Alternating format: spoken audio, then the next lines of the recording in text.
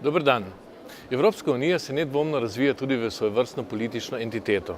Če se v njenem okviru ali tudi v sočeščini dogajajo procesi in dogodki, ki so v nasprotju z vrednotami in pravili, na katerih temelji, potem se ustrezno odzove. Ali s političnimi opozorili, ali pa na področjih skupnih politik z vedno bolj učinkovito intervencijo. Politična opozorila, ki jih vsebuje resolucija Evropske ljudske stranke o Sloveniji, je treba razumeti in vzeti s vso resnostjo in odgovornostjo. Na stranpoti slovenske tranzicije se je odzvala najmočnejša politična sila v Evropi, ki ima tudi največjo odgovornost v svetu, Evropski komisiji in parlamentu. Takšne odzive v obliki resolucij sprejema na kongresih ali na rednih skupščinah na predlog predlagateljev. Tisto, kar je zanimivo pri pravkar sprejeti resoluciji o Sloveniji, pa je, poleg vsebine tudi to, da jo je predlagalo vodstvo Evropske ljudske stranke. Ta je nastala na podlagi ugotovitev tako imenovane fact-finding misije, ki je pod vodstvom bivšega predsednika Buzeka obiskala Slovenijo ter opravila vrsto pogovorov s predstavniki leve in desne politične opcije, kakor tudi s predstavniki nekaterih inštitucij.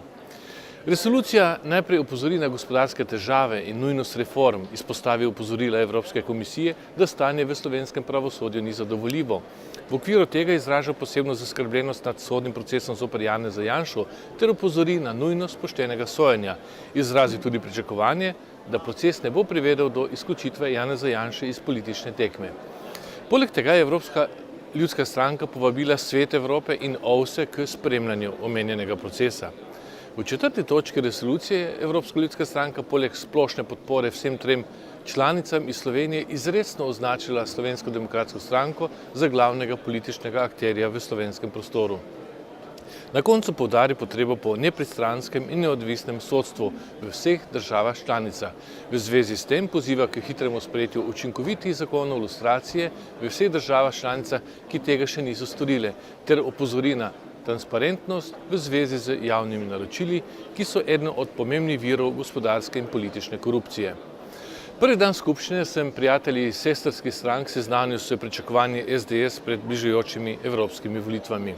Predstavil sem jim rezultate zadnjih javnomnenjskih raziskav, po katerih se SDS uvršča na prvo ali drugo mesto, na stabilno volilno telo, ki ga ima in ki zagotavlja vlogo favorita tudi na teh volitvah.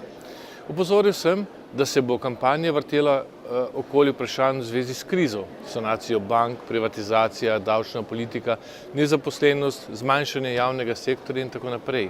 Opozoril sem tudi, da se bo evroskepticizem v Sloveniji večal vzporedno z verjetnostjo prihoda trojke in da bodo imele proevropske sile odgovorno nalogo prikazati Evropsko unijo kot del rešitve in ne problema. Vsekakor pa bo tudi zloglasen proces Patrie vplival tudi na politično kampanjo, sem med drugim poudaril v svojem nastopu na skupščini Evropske ljudske stranke.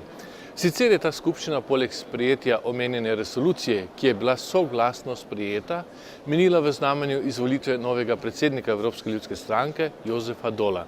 Na tajnem glasovanju je dobil več kot 90% glasov. Hvala.